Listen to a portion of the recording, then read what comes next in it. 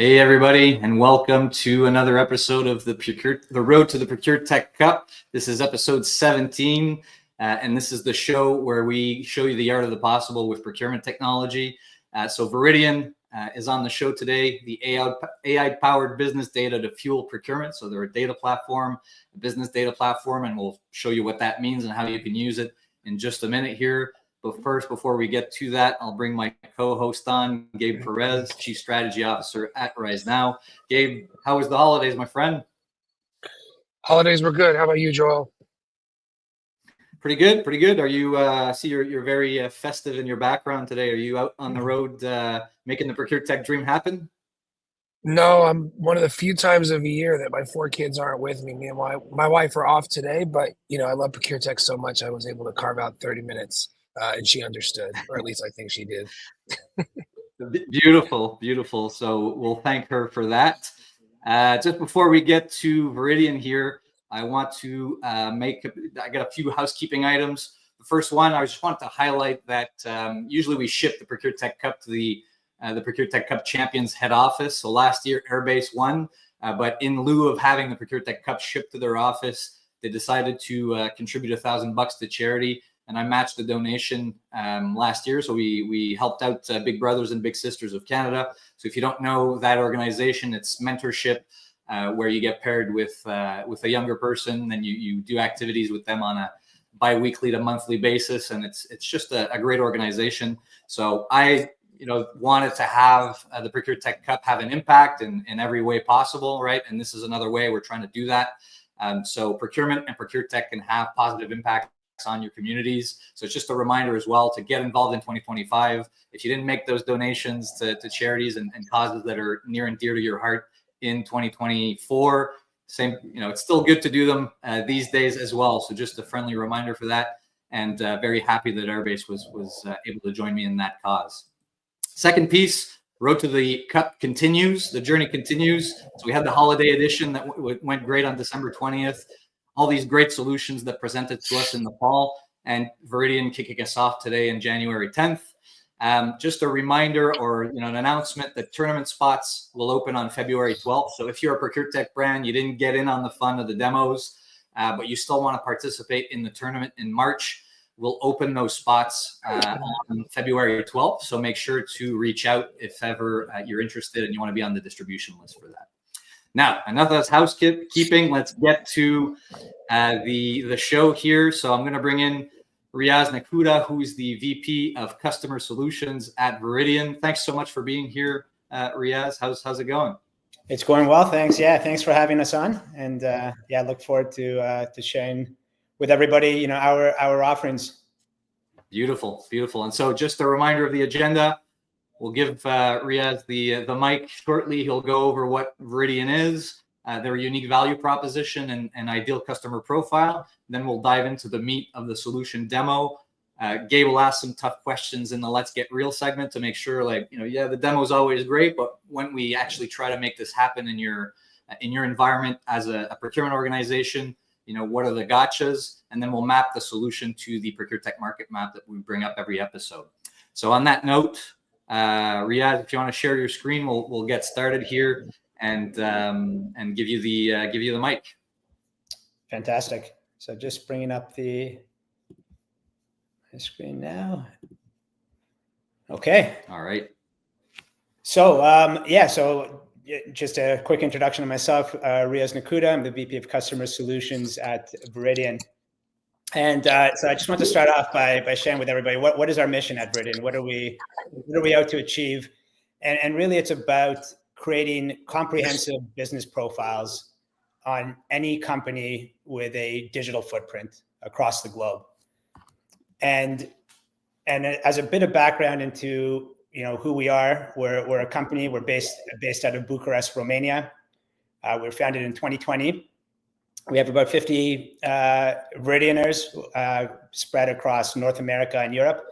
And our customer segments range from, we work with the top global data companies. We work with a number of insurers, reinsurers, and within the procurement space, we work with a number of ProcureTechs to help them fuel some of their data requirements as well as with corporates and consultants. So just a quick overview of some of our customers in the space. You can see supplier risk companies, some large corporates, and of course some of the largest data companies in the world are using Veridion as well. We also have a pretty robust partner ecosystem, ranging from tech partners to consulting partners, where our solutions are either embedded in or they're using us to facilitate some of their engagements as well. So how do we stack up? What do we do? So we have profiles of over 123 million operating companies across the globe. So it's a global data set that we offer. One of the unique aspects of the data set is that we refresh it weekly.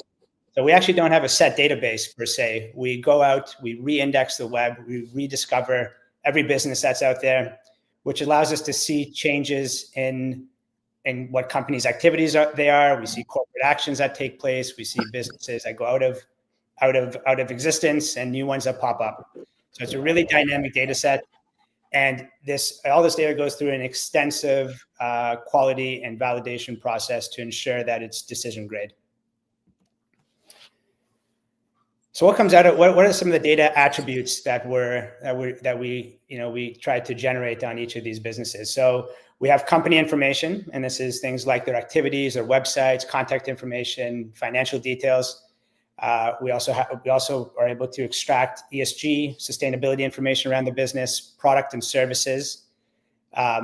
We use a lot of this data as well as input into machine learning models that generate out classifications. So these are all machine learning, AI generated codes that are based off the current activities the business operates under. We also have an ownership data set, which is important if you're looking at subsidiaries, ultimate parents. What are the relationships between different businesses? Location data.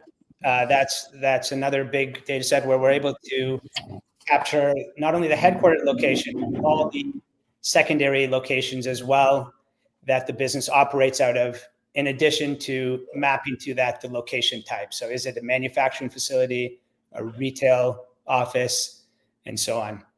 And finally, technographics. So what are the technologies being used? So these are the core insights or data attributes that we try to capture on each of those businesses that we profile.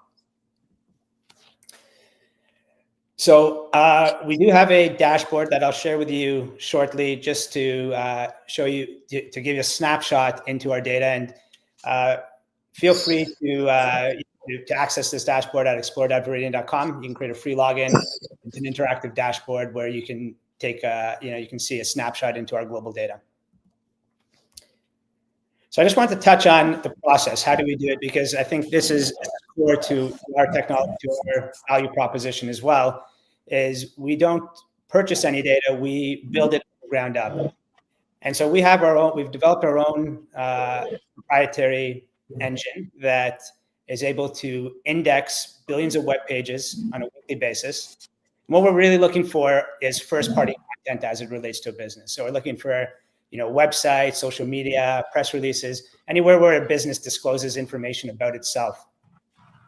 From that process, we're then able to extract millions of data points, which we then will validate and cleanse to really come up with a structured set of data that we can present back to our customers through different services that we offer. And that delivery mechanism can happen in a few different ways. So we have, our company data can be accessed through a UI, a Veridion UI. We also have a set of APIs, where you can access that data as well. And then we have partners where you can also have embedded some functionality and services that we have to access some of our data for different use cases. So let me ask a question. Let me ask a question there, Riaz. Sure. Data is an extremely, for the practitioners on the phone and that are going to watch this afterwards, data is a hard category to evaluate, right? Because, you know, when you talk to different data providers, they talk about, we have this many sources, we have really, you know, 90x%. They put, you know, a lot of the same lingo and talks around. How does a practitioner evaluate a data company like yours in the space of procurement? How do they understand, you know, that for example, Veridion would be right for them versus another one? Because, you know, a lot of the terminology is the same, and it's a hard thing to evaluate versus when you're talking about functionality in tech. You can see, you know, how different features work side by side, but data, you know, every data company says they have good data. So how would you recommend that they go about evaluating solutions like yours? Yeah, I think part of it is understanding where your data or the data company you're working from, how do they build their data, right? I think that's especially in the business information space, that's core. Most data providers will use corporate registries, and so that's a source where you know, businesses will register what they do, or at least register their legal information, and so, you know, that information is good for certain purposes, but when you're really thinking about looking at how a business operates and what it does, that's where that type of data source becomes challenging. And so the way we approach it is we're looking at the digital footprint of the business, understanding where we feel that, you know, a business is going to more clearly disclose their operations, where their locations are, what product and services they offer. And these are data points that you just can't get through, you know, I'll call it traditional sources of how data is provided. No, well explained. Thank you. I appreciate that. I think that gives some further context and the depth of how to look at the data. Joel, do you have something to add? No, I just want to make sure, Riaz, that you have enough time for your demo. So just want to be conscious of the time and just remind you. Yeah, thanks, Joel. So we're just about to get to that. So I just want to share with you two of their core services for procurement, and we'll jump into demonstrating how these work. So the two services that we have is, one is around supplier enrichment, and so this is about providing supplier data. You know, your suppliers, we will normalize, deduplicate, and we can enrich those supplier information for various different downstream initiatives. And then we have supplier discovery, which allows us to search all that unstructured data and structured data that we have around the business to uncover suppliers that might be relevant for certain sourcing requirements. So let's jump into the demos.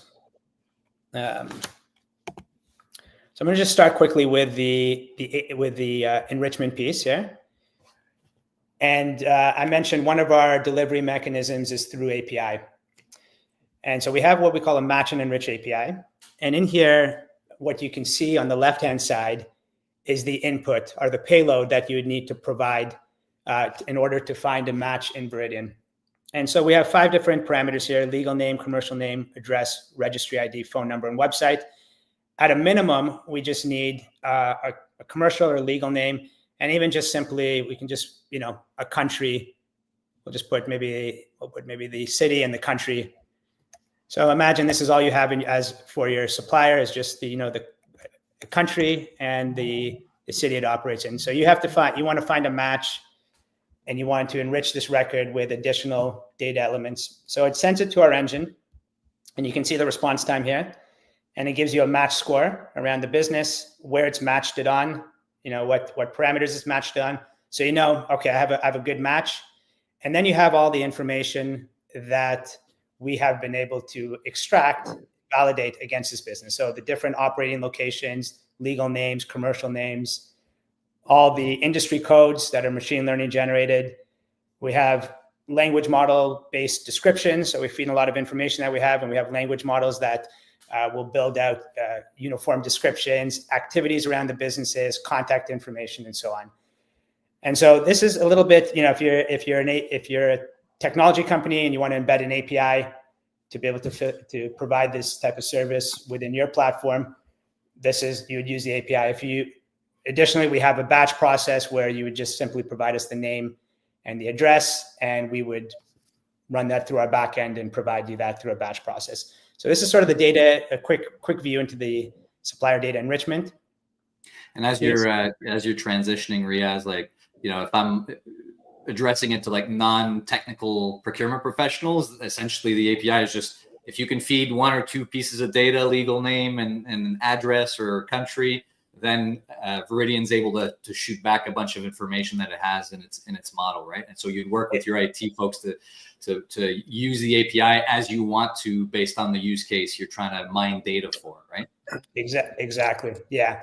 And alternatively, you could, if you don't want to use the API, or you don't have a technical team that's available to you, you can just provide us a CSV file with the name and address, and we'll provide back a set of information in an Excel file as well. So that's another option.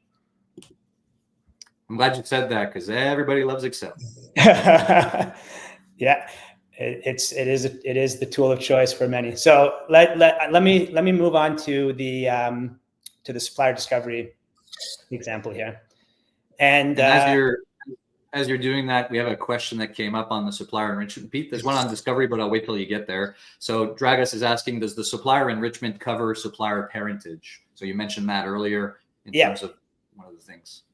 Absolutely, yeah. So what I just showed you in the API was actually just one of the data sets, was just the company information side.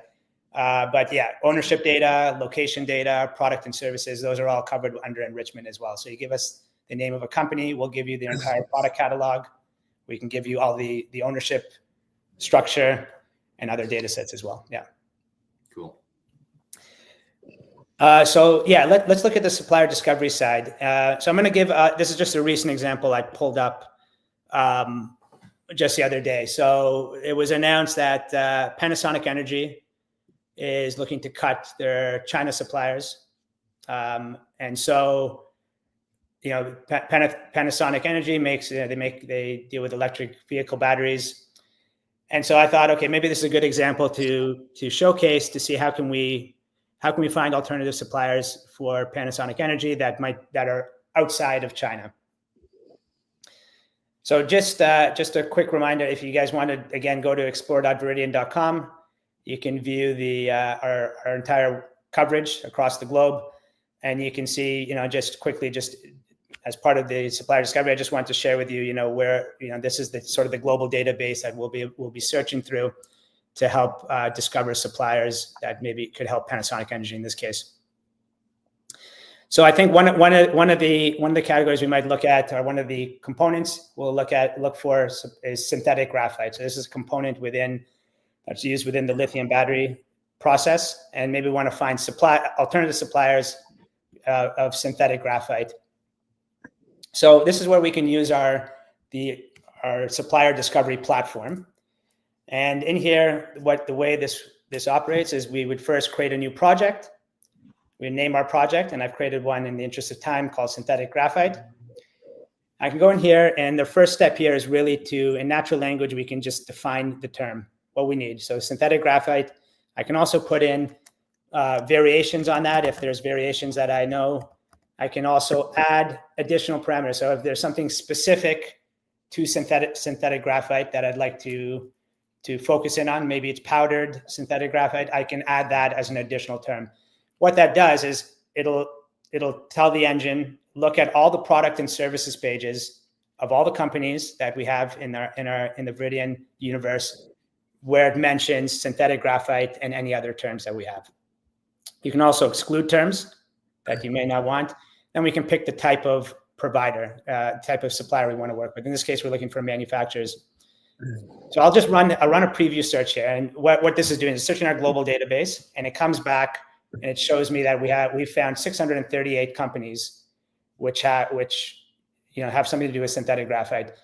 And at the top here, we get a preview bar, which just shows you some of the breakdown of that universe. So here, I haven't put any location parameters on it, but you can see quite a few companies which are based in China, but there are a number of companies based outside of China as well. What we also see is a preview of a few of these companies which have come back, and offer synthetic graphite.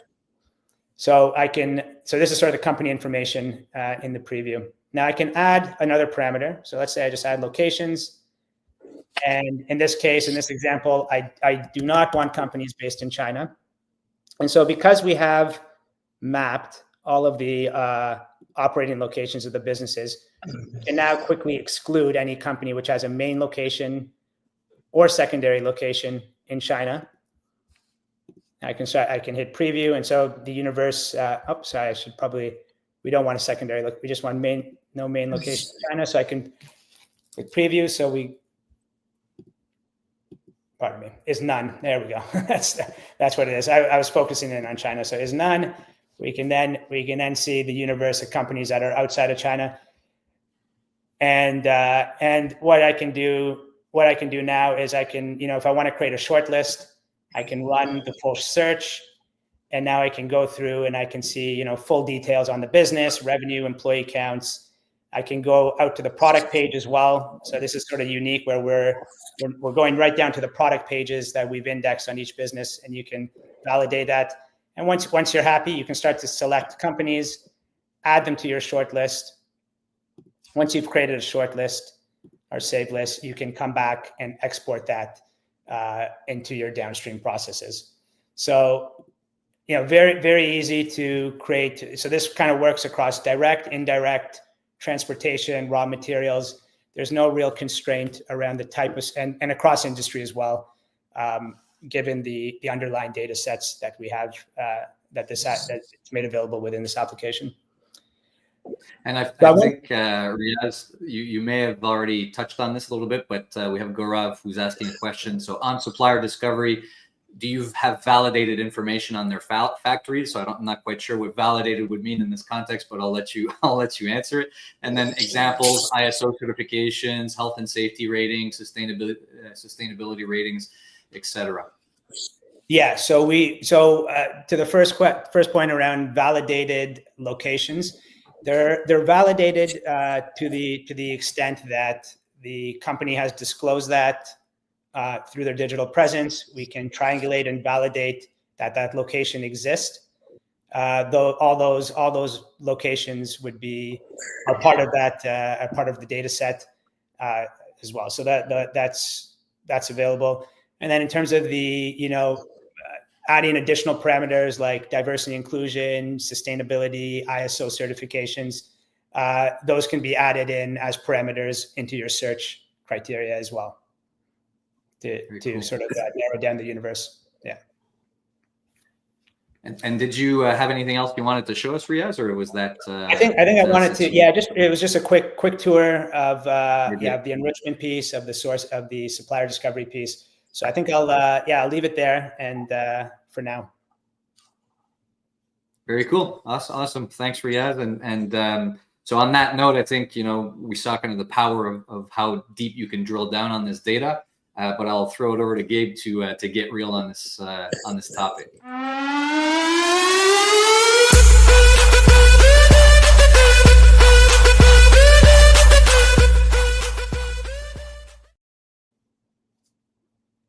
So we all talk about how important data is to drive insights and strategy. No matter what operating model you put in place, no matter what strategy you put in place, without the right data, you can't execute it.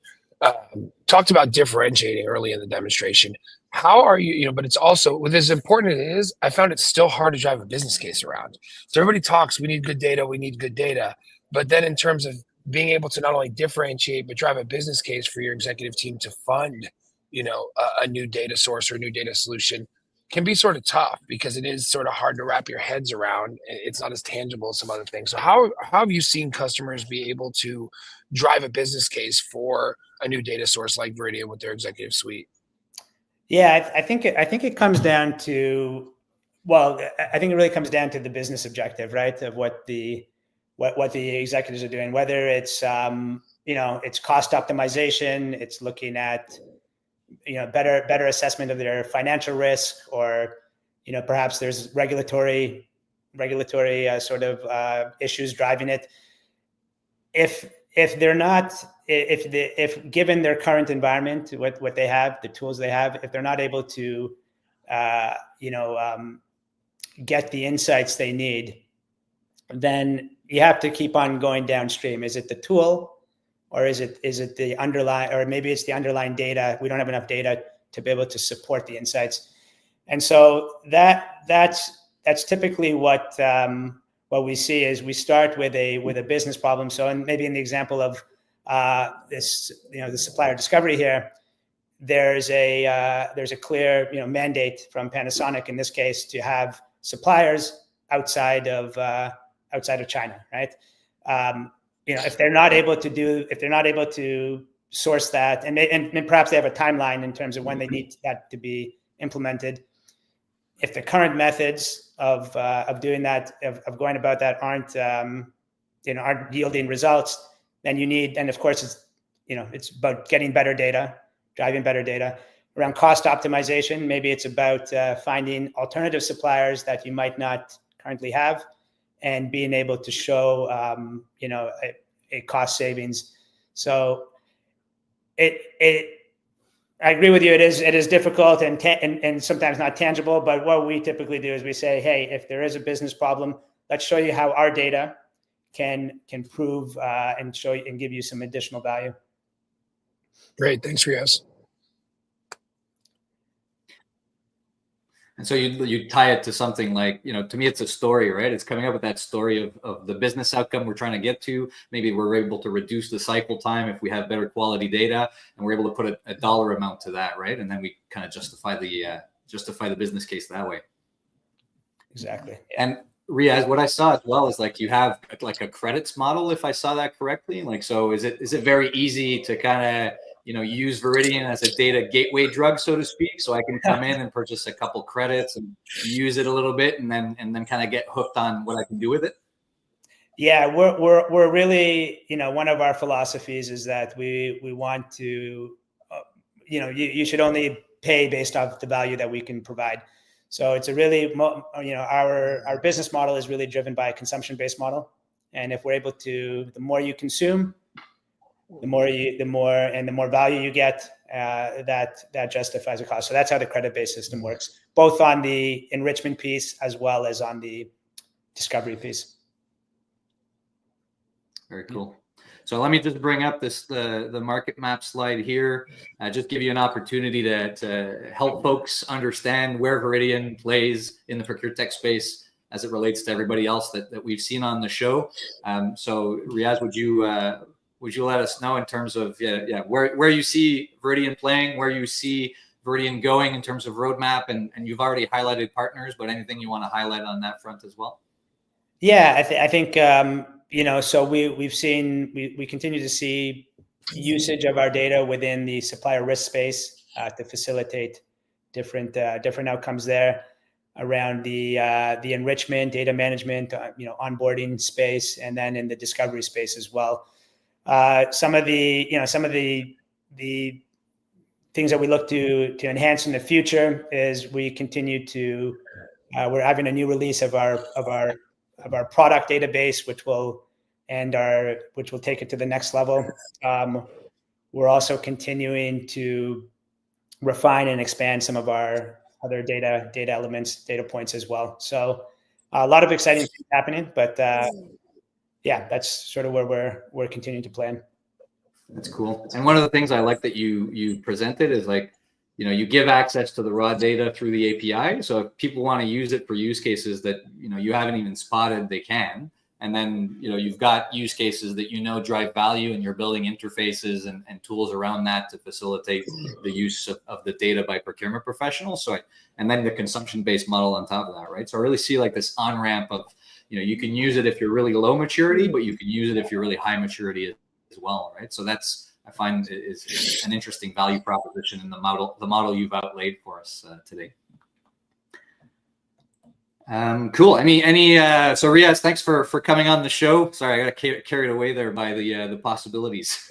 Well, thanks for having me on. Yeah, appreciate that.